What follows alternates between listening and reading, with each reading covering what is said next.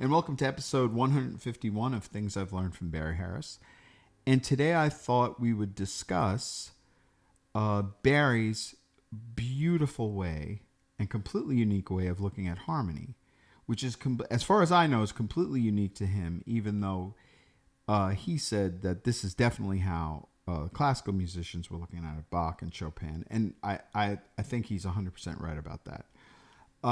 I want to look at it, and I also just want to correct a couple of things that people always talk about Barry in terms of his harmony and in terms of his sixth diminished scale or minor sixth diminished or dominant seven diminished and dominant 7/5. So the first thing is, when Barry refers to his scales of chords, they're all 8-note scales, and they consist of whatever the chord is that we're naming, like major six diminished, minor six, dominant 7/5, and obviously we have the word diminished after it. And the diminished can be found always on either the major 7 or the second. I always call it from the second, but Barry used to call it from the 7th.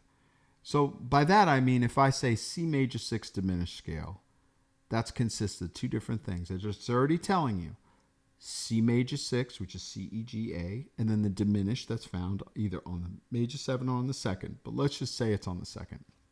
So the diminished that's found on the second would be D, F, A flat, B. So now you have these beautiful C major 6 and D diminished, which makes this beautiful 8-note scale.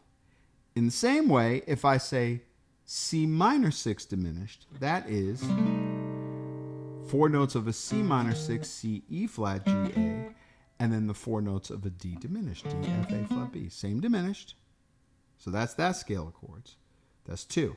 Then we have the third one, which is a C7 diminished. So that's going to be the same concept. The 4 notes of the C7, which is C, E, G, B flat, and then the 4 notes again of D diminished. So now you have that beautiful 8-note scale. The last one is the trickiest one. It's the one that he didn't use as often, but there's some videos, and I remember in class he used to put it in pretty spots. That would be the C7 flat 5 diminished, which is the 4 notes of C7 flat 5, C, E, G flat, B flat, and the 4 notes of D diminished. And then you get this scale. That's another beautiful scale. Now, this is the first thing that everybody makes a mistake on. These are not scales that Barry used to solo with. They are not.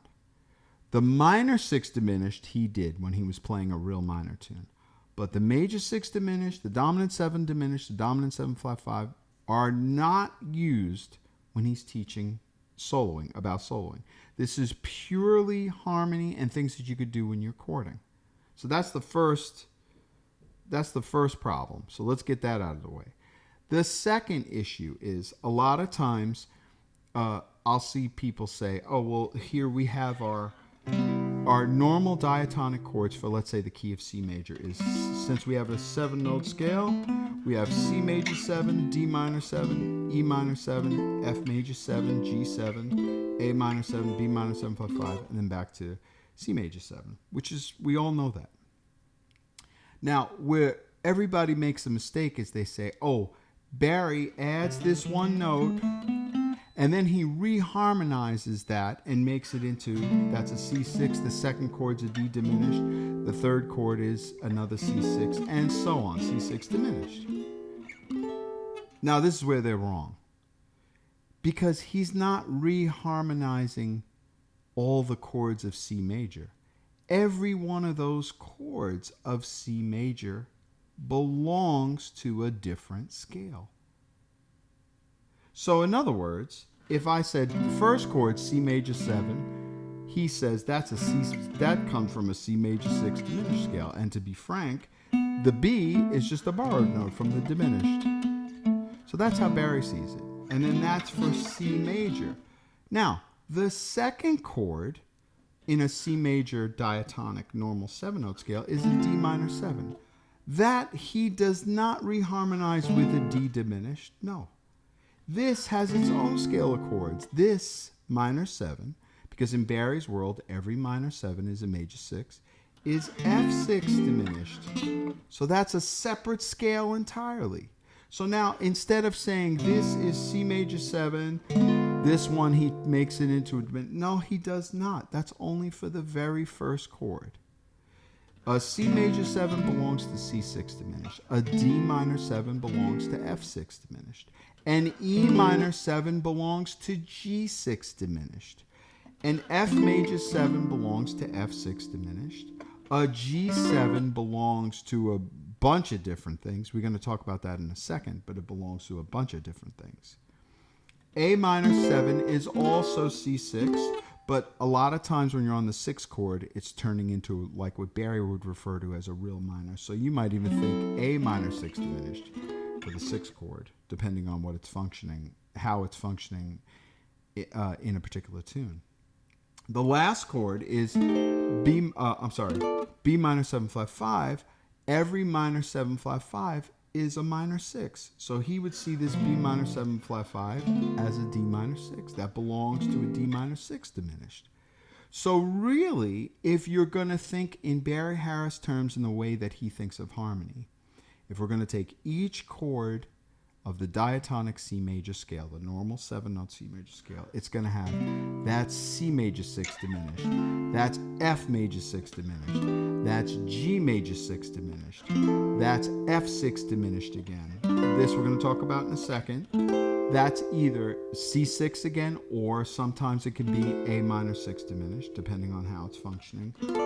This B minor 7 flat 5 is D minor 6 diminished. So we had C major 6 diminished, F major 6 diminished, G major 6 diminished. That's 3. We do the F major 6 diminished again. Let's leave the G7 out for a second.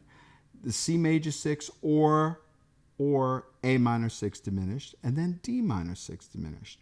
So all of those scales of chords you'd have to know in order to play a C major scale, or at least to think of it in terms of Barry's way of thinking about harmony. That's entirely different than saying he reharmonized the C major scale. That's just completely wrong. Completely wrong. So let's stop doing that. Let's not do that anymore. So that's the first thing. The second thing is, let's talk about the G7 for a second. This G7, there's many scales of chords that can be related to this one. Now here's how we're going to find a bunch of stuff. I'll show you. The G7 goes back to Barry's creation theory, which is a beautiful theory, which starts off with the 12 notes of the chromatic scale, which splits off into the 2 6-note whole tone scales, which then you take 2 notes from one whole tone scale and 2 notes from another, and you create a diminished. And since you have 2 6-note scales, you could do that 3 times. You get 3 diminishes. From the 3 diminishes, this is where we're going to get a lot of all these little really beautiful things. And by the way, the 3 diminishes is where we get the 4 scales of chords from also. I'll make a video about that too eventually. But this G7 comes from a diminished. The diminished that it comes from is B diminished. See, if we take a B diminished, so we have 3 diminishes. We'll have B diminished, C diminished, and D flat diminished. Because then once we play D diminished, it's the same as B diminished. But if we take a B diminished and we lower 1 note at a time, that's how we're going to get 4 dominants. That's his family of dominants, right? So we have B diminished. So let's lower the A flat to G. There's our G7. So there's our G7. Now, every one of these comes from a scale, because remember, Barry doesn't see things as just a 4-note chord. He sees it as coming from a scale. So let's talk about G7. So here's one of our scales of chords, G7 diminished scale, which would be the 4 notes of G7 and the 4 notes of A diminished. So G, B, D, F, and A, C, E flat, G flat. So now you have this beautiful scale, which is lovely. I love that scale. Now you have G7 diminished, but that also means if I chose to, let's say, another thing that people play sometimes that I like to play is I like to play G7 tritone, which is D flat 7. But where does D flat 7 come from? That same B diminished. Now if we lower the D to D flat, you're going to get a D flat 7. That D flat 7 belongs to a scale. It belongs to the D flat 7 diminished scale. And so on. That's D flat 7 diminished scale, coming from that B diminished.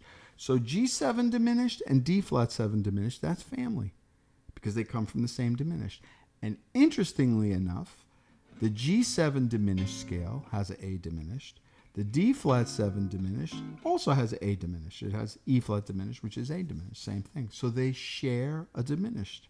Also beautiful. Now, let's talk about some altered things when people say, oh, well, I like to play altered, so I'll play melodic minor. I've heard that many times. Everybody has the answer for that. Everybody seems to know that off the top of their head. But what nobody can tell you is, where did that come from? See, Barry tells you where everything comes from. A melodic minor, and by saying where does that come from, I don't mean listing what all the intervals are compared to G. That's not telling me where it comes from. That's just telling me, if I overlay this scale on top of this, what does it give me? That's interesting, and I like it, and I agree that all those sounds have a pretty sound. But where did it come from? Where does it exist from?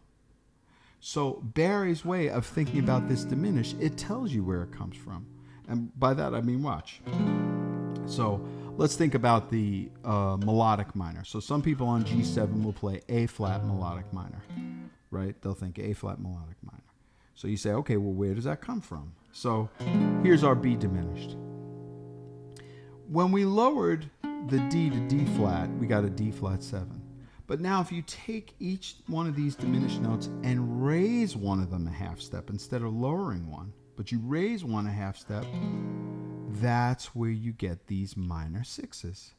So if I take that D and lower it a half step from the B diminished, I have the D flat 7. But if I take that D and raise it a half step, I have what Barry refers to as the minor 6 on the fifth of every dominant. So the fifth of D flat is A flat, which gives us A flat minor 6. So now if I have A flat minor 6 over G7, yes, that gives you these pretty sounds with the flat 9 and the raised 5. Correct. But more important than it just being this one chord, it belongs to this scale. See, it belongs to that scale. So now I'm free to do anything I want within that A flat minor 6 diminished scale over a G7. It sounds beautiful. It sounds really beautiful. Anything I know how to do. Look. Now if I said, here's D minor 7.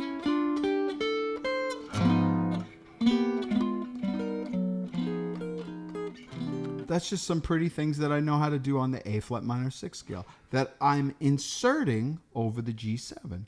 Now don't ask me what all those notes are like. Oh, that's, if I started telling you what each one of these notes is compared to G7, exactly what I'm doing, that's not the point. The point is I'm doing a movement in A flat minor 6 because I know how to move around, because it's a scale. It's not a stagnant chord. So you see? So that's another scale that you could play, the A flat minor 6 diminished scale. How did we get that? We took that diminished and we raised one note. In the same way, if we take that B diminished and lower the A flat to G, we get the G7, right? We already said G7 diminished, which is pretty. But if we raise that A flat, we get this B minor 7 flat 5, which most of you would say, oh, that's G9. Correct, that's a G9. But more important, it's D minor 6 diminished scale. You see? So now I can move around and do all the things I know how to do on D minor 6 diminished scale. It's just, it gives me limitless ways of playing. So Barry's whole concept is you don't see chords anymore. You see scales. Each chord can belong to one or more of his scales of chords. Now, I just happened to do 4 scales of chords for the G7, but there's more. I could have done G7 flat 5 or D flat 7 flat 5. We could have looked at what sometimes he used to call the diminished scale, which is pretty, which is 2 diminishes in a row, which is kind of like almost like his 5th scale of chords, really. It's like a diminished.